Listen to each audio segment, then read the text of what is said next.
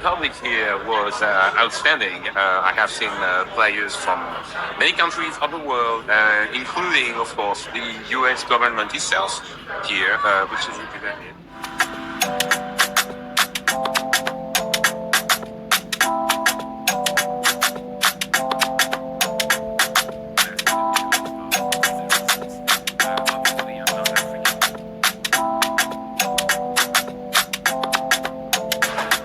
I'm Hugo Casicci, business developer for GOBI World. So our company, actually, the idea came from a direct hurdle that faced our CEO, Bai. So all the credits go to him. Bai comes from a little village in Benin, and it's a long shot. He made a PhD in IT, graph theory, applied to blockchain and AI. What it means is that he studied in France, but kept sending money to his family in Benin. And at some point, it just became very complicated for his family to receive money on time, especially to buy important things like medications. And so he realized there was no quick solution to interconnect. Let's say traditional banking systems based in Europe that we have with instant transfers just doesn't work with Africa, especially if you want to create mobile money accounts. That's how it started.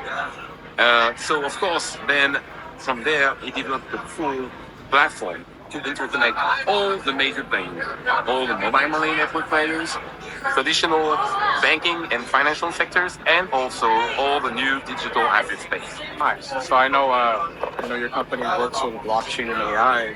In specifically Africa, what role will blockchain and AI have in fintech in your prediction over the next 5 years?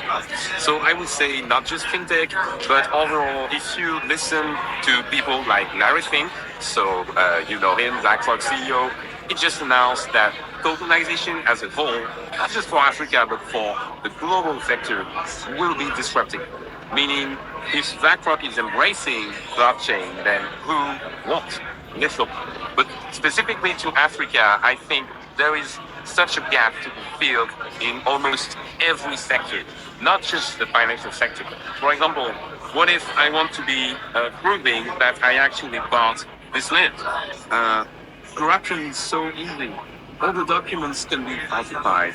With blockchain, you can solve all these problems. And of course, you can enhance things in all these systems with AI. The only problem so far, where to start with? Well, we have to start with money. How do you develop countries without money?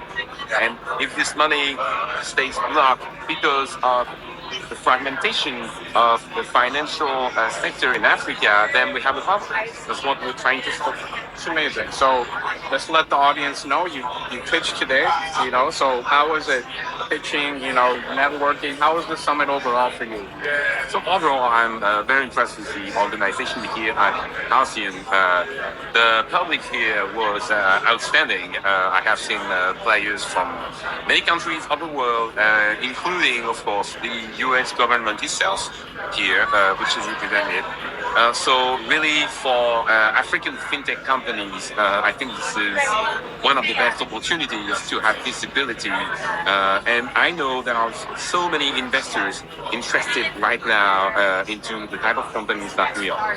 Nice. So now it's going to be a little bit of a funny question. If you had to switch places with one person in your company, who would that be and why? Maybe give them a shout out. Yeah, so of course I will give my shout out to Mike TOKO WOROU, our CEO and founder, because of his amazing story. Like I say, he really came from a little village, made it to the top university in France, and then he switched to this life project that is GOBI. And I think he really deserves more attention. He's very humble, but to me, he's a great mathematician that has a brilliant idea that we just need to transform it into a brilliant business. And I'm sure we will. Nice. So what was the Mike you said? Mike. Mike. All right. Shout out to Mike. Thank you. Shout out to Mike. Shout out to Mike. Thank you so much. Thanks. I look great.